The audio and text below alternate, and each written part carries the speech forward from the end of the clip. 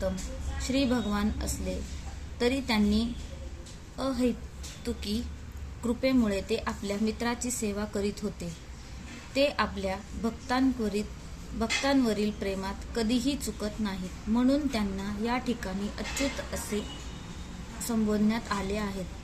सारथी या नात्याने त्यांना अर्जुनाच्या आदेशांचे पालन करावे लागत असे आणि हे करण्यात त्यांनी कधीच संकोच केला नाही. यासाठीच त्यांना अच्युत म्हणून संबोधण्यात आले आहे. जरी त्यांनी आपल्या भक्तांचे सारथ्य स्वीकारले होते तरी त्यांना परम स्थानाला कोणीच आव्हान देऊ शकत नाही. सर्व परिस्थितीत ते सर्व इंद्रियांचे स्वामी पुरुषोत्तम श्री भगवान ऋषिकेश आहेत.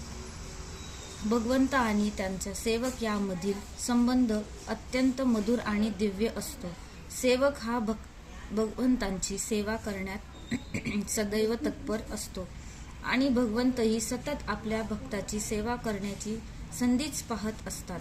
भगवंत स्वतः आदेश देण्यापेक्षा ते त्यांच्या शुद्ध भक्तांना स्वतःपेक्षा ज्येष्ठतेने स्थान देऊन त्यांचा आदेश स्वीकारण्यात अधिक आनंद मिळवतात. भगवंत हे स्वामी असल्याने प्रत्येक जण त्यांच्या आज्ञेखाली असतो आणि त्यांना आज्ञा देणारा त्याच्यापेक्षा श्रेष्ठ असा कोणीच नाही. परंतु जेव्हा ते पाहतात की त्यांचा शुद्ध भक्त त्यांना आज्ञा देत आहे, तेव्हा जरी ते सर्व परिस्थितीत अच्युत असले तरी त्यांना दिव्यानंद प्राप्त होते. भगवंताचा शुद्ध भक्त या नात्याने अर्जुनाला आपल्या भावंडांशी व चुलत्यांशी युद्ध करण्याची मुळीच इच्छा नव्हती. पण दुर्योधन हट्टी असल्यामुळे आणि शांततामय वाटाघाटी करण्यास कधीच तयार नसल्यामुळे अर्जुनाला युद्धभूमीत येणे भाग पडले. यासाठीच युद्धभूमीवरील उपस्थित ज्येष्ठ व्यक्तींना पाहण्यास तो उत्सुक होता. रणांगणावर शांततेचा प्रयत्न करण्याचा जरी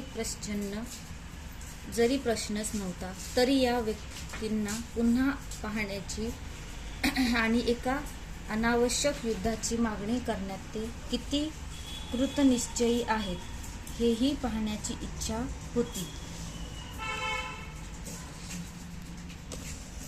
धृतराष्ट्राच्या दुर्बुद्ध पुत्राला खुश करण्याच्या इच्छेने तेथे लढण्यास आलेल्यांना मला पाहू दे.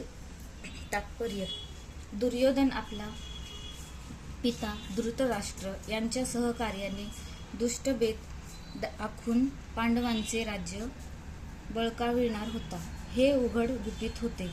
दुर्योधनाच्या बाजूला मिळालेले सर्वजण हे एकाच माळेतील मणी असले पाहिजेत, असे लोक कोण आहेत हे जाणून घेण्यासाठी आणि युद्धाला आरंभ होण्यापूर्वी त्यांना पाहण्याची अर्जुनाला इच्छा होती.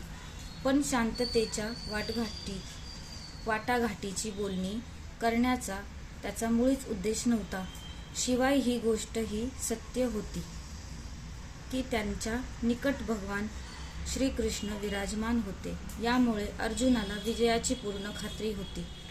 तरी आपल्याला ज्यांच्याशी सामना करायचा आहे त्यांच्या बळाचा अंदाज घेण्याकरिता त्यांना पाहण्याची त्याला इच्छा होती. संजय म्हणाला, हे भरतवंशजा, या प्रकारे अर्जुनाने म्हटल्यावर भगवान श्रीकृष्णांनी दोन्ही सैन्यांच्या मध्यभागी तो सर्वोत्तम रथ उभा केला. तात्पर्य: या श्लोकात अर्जुनाला गुडाकेश म्हणून संबोधण्यात आले आहे. गुडाका म्हणजे निद्रा आणि जो निद्रेवर विजय प्राप्त करतो त्याला गुडाकेश म्हटले जाते. निद्रा याचा अर्थ अज्ञान असाही होतो. अर्जुनाने श्रीकृष्णाशी असलेल्या त्या सख्यत्वामुळे निद्रा आणि अज्ञान दोन्हींवरही विजय प्राप्त केला होता. श्रीकृष्णाचा शुद्ध भक्त असल्यामुळे तो श्रीकृष्णांना क्षणभरही विसरू शकत नव्हता. कारण भक्ताचा हाच खरा स्वभाव असतो. निद्रिस्थ अथवा जागृत अवस्थेमध्ये भगवत भक्त हा भगवान श्रीकृष्ण यांचे नाव, रूप, गुण आणि लीला यांचे चिंतन करण्यापासून दूर राहू शकत नाही. अशा रीतीने श्रीकृष्णांचे सतत स्मरण करून कृष्ण भक्त हा अज्ञान आणि निद्रा यावर विजय प्राप्त करू शकतो. याला श्रीकृष्ण भावना किंवा समाधी असे म्हणतात. ऋषिकेश किंवा प्रत्येक जीवाचे मन आणि इंद्रिय यांचे मार्गदर्शन या नात्याने दोन्ही सैन्यांच्या मधोमध रथ उभा करण्याचा अर्जुनाचा उद्देश हे जाणू शकले. पुढे ते अर्जुनाला म्हणाले, भीष्म, द्रोण आणि जगातील इतर सर्व राज्यांच्या उपस्थितीत भगवान म्हणाले, हे पार्थ, जेथे जमलेल्या सर्व कुरुवंशीयांना आता पहा. तात्पर्य: सर्व जीवांचे परमात्मा स्वरूप असल्याने भगवान श्रीकृष्ण अर्जुनाच्या मनात काय चालले होते हे जाणू शकले.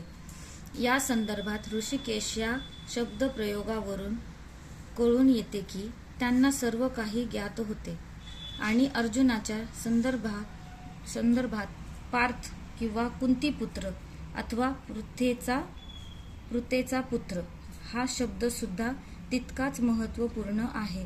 मित्र या नात्याने श्रीकृष्णाला अर्जुनाला सांगावयाचे होते की अर्जुन हा त्याच्या आत्याचा म्हणजे पृथेचा पुत्र, आत्याला पृथा म्हणते, पृथेचा पुत्र असल्यामुळे त्यांनी अर्जुनाचा सारथी होण्याचे मान्य केले आहे. अर्जुनाला आता उपस्थित कुरुवंशीयांकडे पहा असे सांगण्यामागे श्रीकृष्णाचा काय उद्देश होता? अर्जुनाला येथेच थांबून युद्ध करायचे नव्हते का? श्रीकृष्णांनी आपली आत्या पृथा हिच्या पुत्राकडून अशी अपेक्षा कधीच केली नव्हती. मित्रसुलभ विनोद करून अशा प्रकारे श्रीकृष्णांनी अर्जुनाचे मन पूर्वीच ओळखले होते.